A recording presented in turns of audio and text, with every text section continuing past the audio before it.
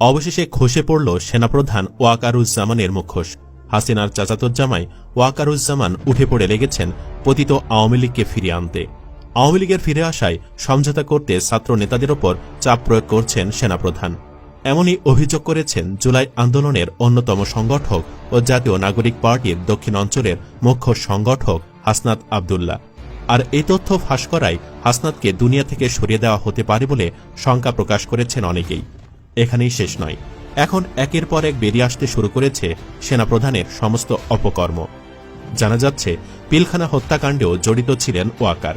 অনেকে বলছেন ওয়াকার পিলখানা হত্যার সাথে জড়িত ছিল বলেই হাসিনা ওয়াকারকে সেনাপ্রধান বানিয়েছিল। জুলাই বিপ্লবে ওয়াকারের হাতে দ্বিতীয় কোনো অপশন না থাকার কারণে ওয়াকার হাসিনাকে পালাতে সাহায্য করে। এতে করে হাসিনা প্রাণে বেঁচে যায়। বলা যায় ওয়াকার হাসিনাকে বাঁচিয়ে দিয়েছে, না হলে সেদিন ফ্যাসিস্ট হাসিনাকে শেষ করে দিত সাধারণ মানুষ। স্বৈরাচারীর বিচারও এভাবেই হবার কথা ছিল, কিন্তু ওয়াকারের জন্য তা সম্ভব হয়নি। হাসিনা পালানোর আগে ওয়াকার হাসিনাকে প্রতিশ্রুতি দেন তার সকল নেতাকর্মীকে নিরাপত্তা দিয়ে দেশ ত্যাগ করতে সাহায্য করবেন। ওয়াকার তার প্রতিশ্রুতি রক্ষা করেছে এবং এখনও করেই চলেছে। প্রশ্ন হচ্ছে, সেদিন যদি হাসিনা না পালাতো তাহলে কি হতো? সেদিন হাসিনা না পালালে একদল বিদ্রোহী সেনা অফিসারের হাতে ওয়াকারের প্রাণ যেত এবং হাসিনার মৃত্যু হতো গণভবনে, সাধারণ ছাত্র জনতার হাতে।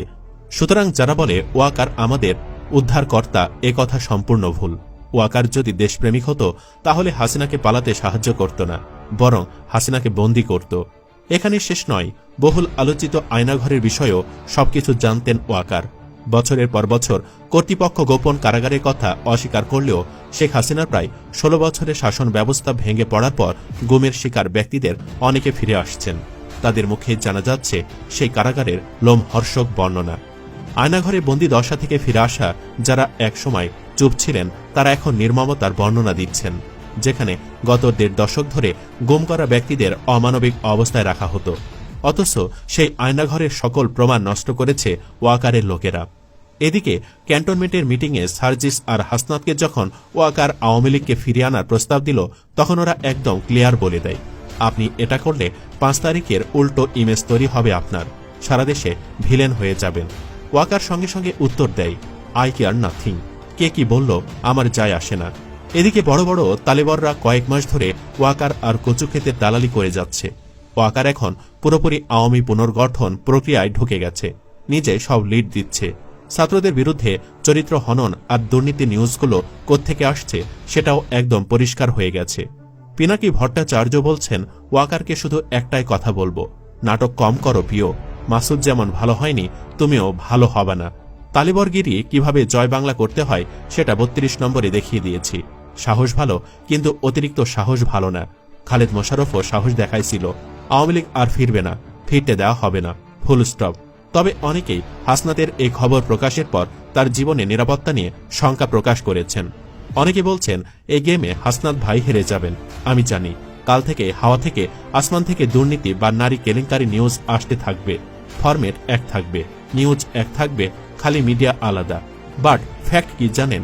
যে মিটিং থেকে উঠে আসছে ওইটা অ্যাকসেপ্ট করলে 5,000 কোটির ফান্ড পেয়ে যেত হাসনাত। বোকা মানুষ, টাকাও ছেড়ে আসছে, এখন আবার ওই দুর্নীতি নিউজে ফাঁসবে। বাংলাদেশে এমনই হয় সাধারণত। আজ পর্যন্ত ওই প্রেসক্রিপশনের বাহিরে গিয়ে কেউ রাজনীতি করতে পারে নাই। হাসনাত পারলে ভালো, না পারলে ছেলেমেয়েদের আজকের এই গল্পটা শোনাবো আমি। শোনাবো আমাদের এক জার্সি পরা ক্যাপ্টেন ছিল। হ্যাঁ, কাপ্তানি তো। যখন 1000 কোটি ডিলিংয়ে ক্যাশ প্রেমিকরা দেশপ্রেমিকের সার্টিফিকেট বিক্রি করেছে, তখন এই ছেলেটা একটা জার্সি পরে সেটা সবাইকে বলে দিয়েছে, স্যালুট ক্যাপ্টেন বাংলাদেশ। আবার কেউ কেউ বলাবলি করছেন বাংলাদেশের রাজনীতি হচ্ছে গরিবের হক মেরে ভালো থাকার রাজনীতি। সেনাবাহিনীরা দেশের সাথে গাদ্দারি করবে সেটা আগে থেকে আজ করেছিলাম।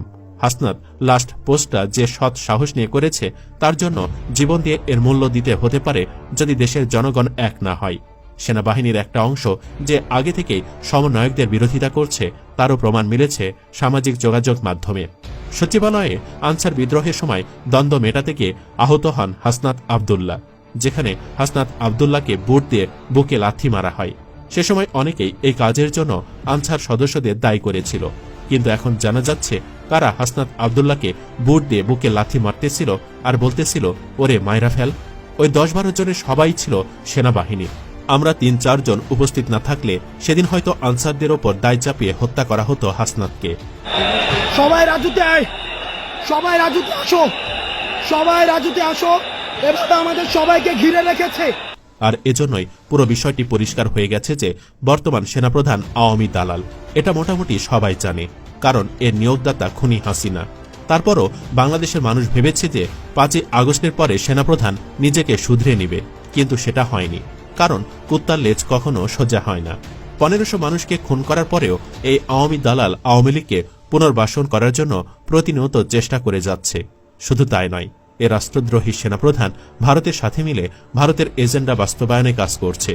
সেনাপ্রধানের সাথে যে ভারতের সেনাবাহিনীর সার্বক্ষণিক যোগাযোগ রয়েছে, এটা কিছুদিন আগে ভারতের সেনাপ্রধান নিজেই স্বীকার করেছে।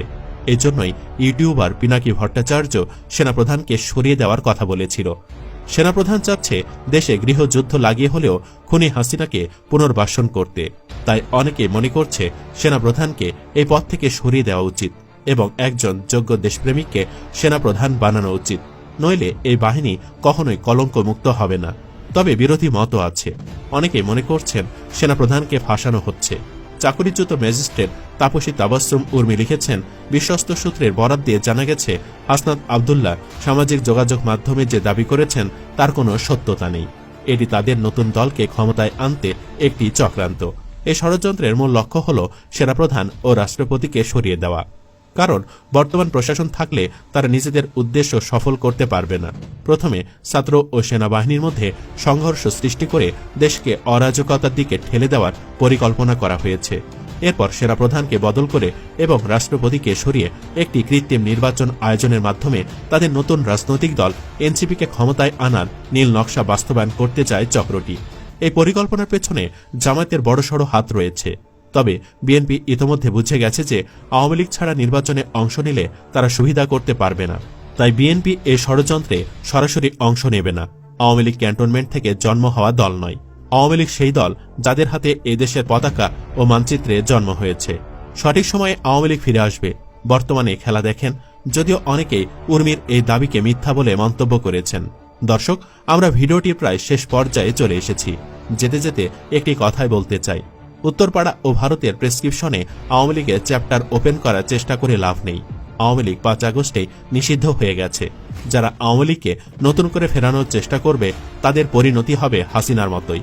আপনিও কি চান সেনাপ্রধান ওয়াকারুজ্জামানকে যেন এখনই তার পদ থেকে সরিয়ে অন্য কাউকে ওই পদে বসানো হোক? কমেন্ট বক্সে ইয়েস অথবা নো লিখে জানিয়ে দিন আপনার মতামত। দেখা যাক কোন পক্ষে বেশি ভোট পড়ে। ভিডিও ভালো লাগলে লাইক দিন এবং চ্যানেলটি সাবস্ক্রাইব করা না থাকলে সাবস্ক্রাইব করে রাখুন। ধন্যবাদ।